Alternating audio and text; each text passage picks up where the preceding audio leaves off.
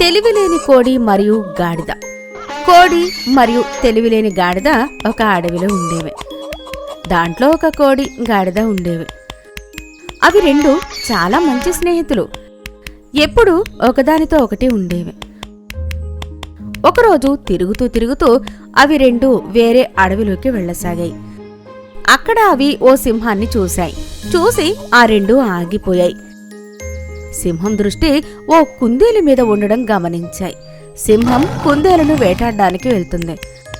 అప్పుడే కోడి గాడిదతో అంటుంది, మనం ఆ కుందేలుకు సహాయం చేయాలి, లేదంటే అది దాన్ని తినేస్తుంది. మనం దానికి ఎలా సహాయం చేయగలము? అది సింహం తెలుసా నీకు? ఇక్కడ నిలబడటానికి బదులు నేను కుందేలును కాపాడుతాను. సింహం కుందేలును తింటూ ఉంటుంది. అది చూసిన కోడి అంటుంది, కుకురూకు కుకురూకు. ఇదేమిటి కొత్త శబ్దంలా ఉంది?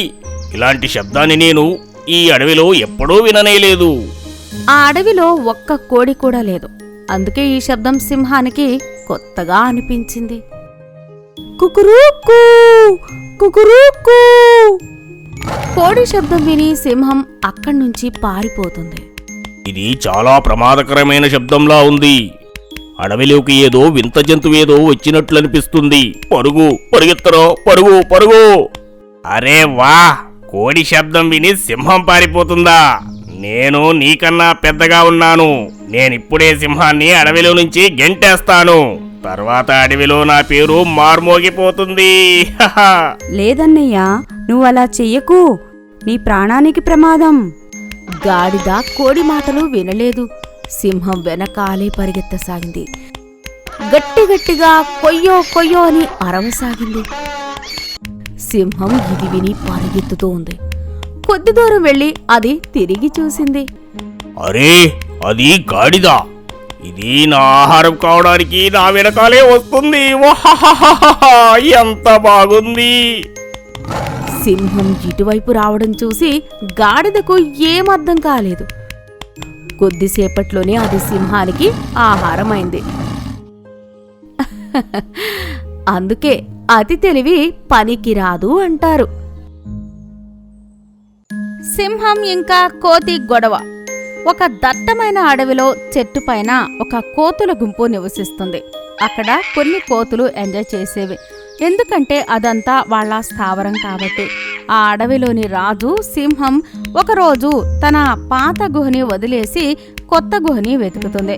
అంతలోనే రాజు సింహం అసిస్టెంట్ నక్క కొండపైన మంచి గుహ గురించి చెప్తుంది. అప్పుడు ఇద్దరు అక్కడికి వెళ్తారు. కానీ ఈ విషయం చెట్టుపైన కూర్చున్న కోతులకు మంచిగా అనిపించదు. సింహం హాయిగా గుహలో ఉండసాగింది.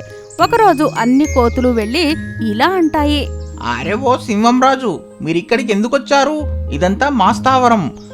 మీరిక్కడి నుంచి వెళ్ళిపోండి, లేకపోతే మీకు చాలా కష్టం కలుగుతుంది. నాకు కష్టం కలిగించే ధైర్యం ఎవరికుంది? అయినా నాకు ఎవరైనా కష్టం కలిగిస్తే నా పంజా బలం తెలుసు కదా. అందరినీ ఒక్క పంజాతో అంతం చేస్తాను. ఒక్క మాట బుద్ధిగా వినండి.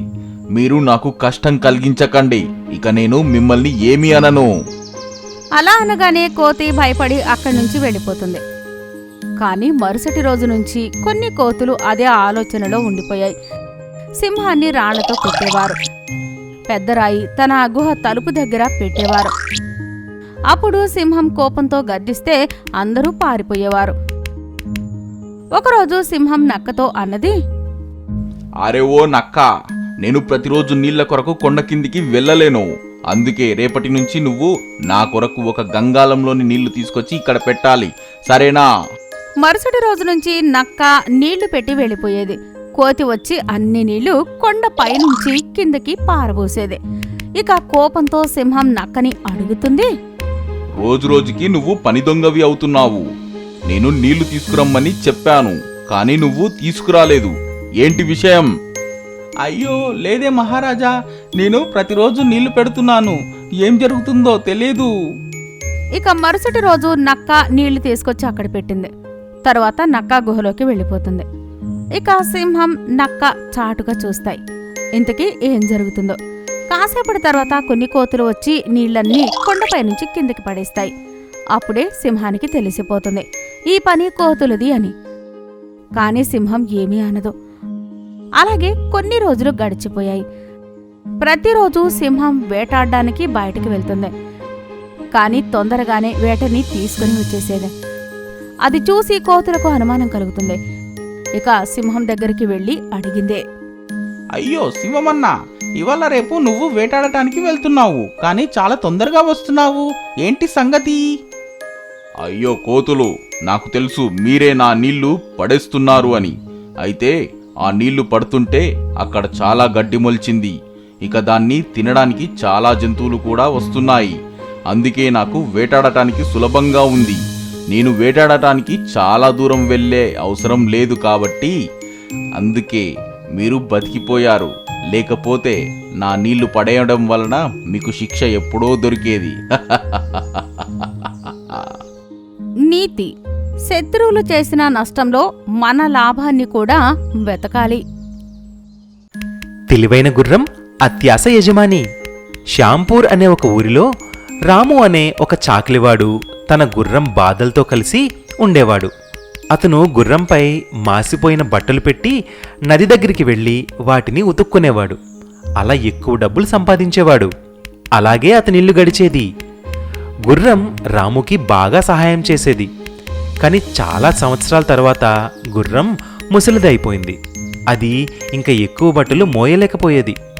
ఒకరోజు గుర్రం నడుస్తూ నడుస్తూ పాపం మలిసిపోయి ఒక గొయ్యిలో పడిపోతుంది. ముసలిది అవడం వల్ల అది బయటికి రాలేకపోయింది.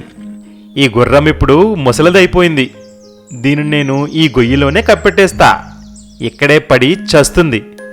అప్పుడు నేను ఒక కొత్త గుర్రం కొనుక్కుంటాను. ఈ కారణం వల్లైనా ఈ ముసలి గుర్రం పీడ వదిలించుకోవచ్చు. వెంటనే రాము ఆ గొయ్యిలో పడ్డ గుర్రం మీద మట్టి వేయడం మొదలు పెడతాడు. అది చూసి గుర్రం కంగారు పడుతుంది. అప్పుడు ఇలా అంటుంది, అరే ఓ యజమాని, నువ్వు నన్ను ఈ గొయ్యిలో కప్పేసి ఎందుకు చంపాలనుకుంటున్నావు? ఇన్ని సంవత్సరాలు నీకు నేను సేవ చేశాను కదా. ఇంకా నీ వ్యాపారంలో కూడా చాలా సహాయం చేశాను. ఈరోజు నాకు నీ అవసరం ఉంది. కాని నువ్వు నన్ను చంపాలనుకుంటున్నావు. నువ్వు నిజంగానే చాలా దుర్మార్గుడివి, అత్యాసపరుడువు నువ్వు. విను బాదల్, నువ్వు ఇప్పుడు ముసలిదానివైపోయావు. నాకు నీ అవసరం ఇంక ఏమీ లేదు. నువ్వు చావడమే సరే అనే పని. నేనైతే నీకు ముక్తిని ప్రసాదిస్తున్నాను. పాపం బాదల్ అది విని చాలా దుఃఖించింది. అప్పుడు దానికి ఒక ఆలోచన వస్తుంది. రాము తనపై వేస్తున్న మట్టిని ఆ గుర్రం వెంటనే వెనక్కి తిరిగి తన పైన పడ్డ ఆ మట్టిని మళ్ళీ కిందన పడేసేది. మెల్లమెల్లగా అది పూర్తిగా పైకి వచ్చేసింది. చాలాసేపు అది అలాగే చేసింది. కొంచెంసేపు తర్వాత గుర్రం తన తెలివితేటలతో గొయ్యిలోంచి బయటికి వచ్చేస్తుంది. కానీ అది తన యజమాని దగ్గరికి వెళ్ళదు. అది చూసి రాము ఆశ్చర్యపోతాడు. గుర్రం ఆ ఊరు నుంచే బయటికి వెళ్ళిపోతుంది. అలాగే మనం కూడా మన జీవితంలో ఎల్లప్పుడూ వచ్చే కష్టాలని చాలా తెలివిగా ఎదుర్కొంటూ ఉండాలి. వజ్రాల వర్షం. రాఘవ్ వాళ్ళ అమ్మతో కలిసి కోకిలాపూర్ అనే ఊర్లో ఉండేవాడు. అమ్మా, నేను మేకల్ని మేతకు తీసుకువెళ్తున్నాను. సరే బాబూ. రాఘవ్ మేకల్ని మైదానంలో మేత కోసం వదిలేశాడు. తాను మాత్రం వెళ్ళి పడుకుంటాడు. అతను లేవగానే తన మేకల్ని లెక్కబెడితే ఒక మేక కనిపించదు. అరే, ఒక మేక ఎక్కడికి వెళ్ళింది? రాఘవ్ మేక కాలి గుర్తులు చూసి అటువైపుగా వెళ్తాడు. అలా అతను అడవి వరకు వెళ్ళిపోతాడు. అక్కడికి వెళ్ళి చూస్తే తన మేక ఒక స్వామీజీ దగ్గర ఉంటుంది. బాబూ, ఇక్కడికి రా. నువ్వొచ్చు మీ నాన్నగారిలాగే ఉన్నావు. మీరెవరు? ఇంకా మా నాన్నగారు మీకెలా తెలుసు? నాకు అతని మొహం అస్సలు గుర్తులేదు. అతను చనిపోయారు కదా?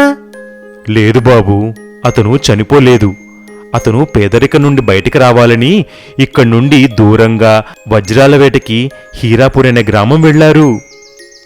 రాఘవ్ ఇంటికి రాగానే తన అమ్మకి నాన్నగారి గురించి అడుగుతాడు. అమ్మా, నాన్నగారు బతికే ఉన్నారని ఆ స్వామీజీ నాకు చెప్పారు. ఆ స్వామీజీ మాటలు నమ్మి వజ్రాల వాన కోసం వెతుకుంటూ మీ నాన్నగారు వెళ్ళిపోయారా? ఇక ఎప్పుడూ తిరిగి రాలేదు. అమ్మా, నేను నాన్నగారిని వెతుక్కుంటూ వెళ్తాను. మరుసటి రోజు రాఘవ్ కూడా హీరాపూర్కి బయలుదేరాడు. రాఘవ్ ఎప్పుడైతే మొదటి అడవి దాటుతాడో అక్కడ నది దగ్గర ఒక అమ్మాయి కనిపిస్తుంది. ఏంటి, నువ్వు కూడా హీరాపూర్ వెళ్తున్నావా? అవును, మా నాన్నగారికి ఒంట్లో బాలేదు. అతనికి వైద్యం కోసం చాలా డబ్బులు కావాలి. అలా ఇద్దరూ నదిలో దూకుతారు. కాని నదిలో ఒక మొసలి ఆ అమ్మాయిని పట్టుకుంటుంది. రాఘవ్ చాకుతో ఆ మొసలిని చంపేస్తాడు. అలా అమ్మాయిని కాపాడతాడు. నా ప్రాణాల్ని కాపాడినందుకు మీకు చాలా చాలా ధన్యవాదాలు. దారిలో ఒక పాము రాఘవ్ శరీరం మొత్తాన్ని చుట్టుకుంటుంది. కాని అప్పుడు జ్యోతి అతన్ని కాపాడుతుంది. వాళ్ళిద్దరూ ముందుకు వెళ్తారు. ఎదురుగా వాళ్ళకి ఒక అతను కనిపించాడు. అతను వాళ్ళ దగ్గరికి వచ్చి ఇలా అన్నాడు. చూస్తుంటే మీరిద్దరూ కూడా వజ్రాల వేట కోసం వచ్చినట్టున్నారు. నీ పేరేమిటి బాబూ? రాఘవ్. రాఘవా, నా బాబు, నేనే నీ తండ్రిని.